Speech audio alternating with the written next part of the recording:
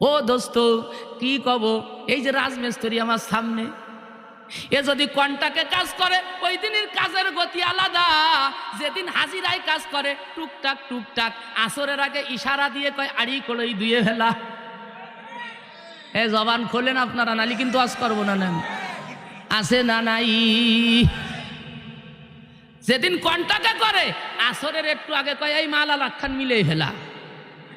হেলবার কয় ভাইজান কি কন, আসরের আজান তো দিয়ে দেবে। কয় কাজ তো কেবল শুরু, কাজ কেবল। আল্লাহু আকবার।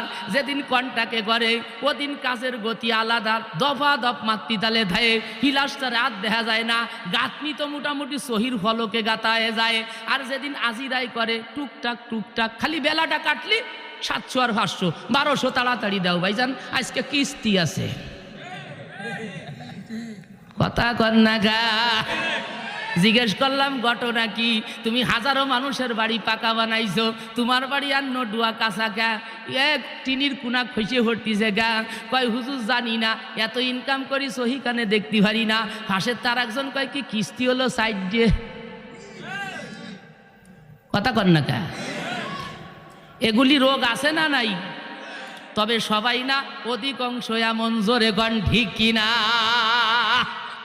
আল্লাহ বলেন যারা জানিয়ে বুঝে মানুষকে ফাঁকি দেয় তারা কখনো মুত্তাকি হতে পারে না।